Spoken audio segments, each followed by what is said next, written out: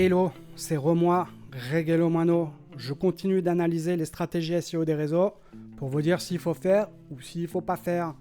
On regarde la vidéo du jour. Non, la rédaction IA, ça marche pas du tout. Tout simplement parce que vous êtes des tocards à aller dans Alloscan, taper votre mot-clé produit. Il a raison, c'est de la grosse merde. Et oui, vous êtes des tocards si vous faites ça.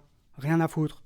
Panier de basket, très bien. Quelle est la hauteur d'un panier de basket? Ok, très bien, on va prendre ce guide-là. Et après, ce que vous faites, c'est rédige-moi un article sur je colle mon mot-clé et là, ChatGPT, il va rédiger. Fais un article. Ok, ça paraît pas déconnant. Mais en fait, si tu fais ça, tout le monde peut faire ça. Tout le monde va faire ça. Donc tes concurrents et toi, vous aurez le même contenu. Donc pour Google, ce sera du contenu nul. En plus, il y aura aucune valeur ajoutée parce que l'IA, en fait, il va juste te mettre plein de mots, mais tu auras très peu de données. Ce sera nul, vraiment nul. Il a raison, si vos articles ne marchent pas malgré le fait que vous ayez écrit 100 articles par mois, c'est parce que vous utilisez l'IA et vous n'apportez aucune valeur ajoutée. C'est le seul truc qui marche en SEO. Apporter de la vraie valeur ajoutée à votre audience. C'est tout. On continue, on écoute la suite. Plutôt, ce que tu dois faire, c'est regarder la page. Quelle est la hauteur d'un panier de basket? Ici, tu vas voir qu'il y a un encart ici qui répond directement à la question. Donc, toi, il va falloir que tu aies à minima ce genre d'informations sur ta page. Ensuite, on voit qu'il y a des images. Ensuite, on voit qu'il y a des questions qui sont associées. Donc, il va falloir que tu les traites aussi. Ensuite, on voit qu'il y a de la vidéo. Donc, il va falloir que tu en ajoutes dans ton contenu. La vidéo courte potentiellement aussi. Et après, on voit qu'il y a des mots qui sont associés. Fauteuil, féminin, maximal, NBA, etc. Donc, ça veut dire qu'il faut que tu aies d'autres pages qui traitent de ces sujets-là aussi sur ton site. Ok. Ouais, il a raison.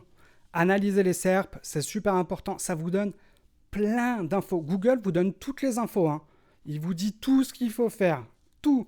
Mais vous, comme des gros débilos, vous allez sur ChatGPT et vous lui dites « faites-moi un article ». Non.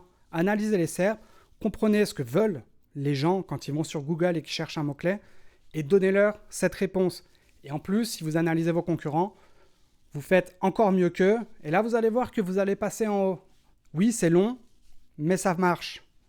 Mais pour en revenir au brief, ce qu'il faut faire plutôt, c'est venir décortiquer toute ta rédaction. Tu vas venir créer un brief SEO pour le mot-clé suivant, tu mets ton mot-clé. Ensuite, réponds à l'intention de recherche dès le début avec un encart similaire à celui-ci. Et celui-ci, j'ai repris cet encart-là directement. Ensuite, je lui demande d'ajouter image plus vidéo dans le format et d'inclure les questions liées, sans reprendre exactement le contenu, mais en se basant dessus. Et les questions liées, c'est celles qu'il y a ici, que j'ai juste ouvertes, comme ça. Et tu vas venir reprendre celles qui sont le plus intéressantes pour toi. À partir de là, Gemini, comme il se base sur Google, en plus, il va venir te créer un brief SEO pertinent. Et après, tu peux aller sur Claude et lui demander de rédiger l'article par rapport au brief SEO. Et bien sûr, il faudra que tu ajoutes ton ton, il faudra que tu ajoutes la façon avec laquelle tu vas communiquer avec.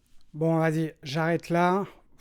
En vrai, je vais vous donner une vraie astuce. Moi, j'utilise l'IA pour m'aider à créer mon plan, par exemple. Donc, je sais de quoi je parle. Je suis un expert dans mon sujet. Donc, je fais mon plan moi-même, tout seul comme un grand, avec ce que je pense va pouvoir intéresser mon audience, des choses qui sont différentes et qui sont meilleures que celles de mes concurrents. Et ensuite, je demande à l'IA de m'aider à faire encore mieux. Voilà, c'est un vrai assistant, en gros. Si vous lui demandez d'écrire, en vrai, des fois quand vous êtes bloqué sur un paragraphe, ouais, il peut vous aider, mais normalement, si vous êtes un expert dans votre sujet, vous savez ce qu'il faut écrire, ok? Vous n'avez pas besoin de l'IA.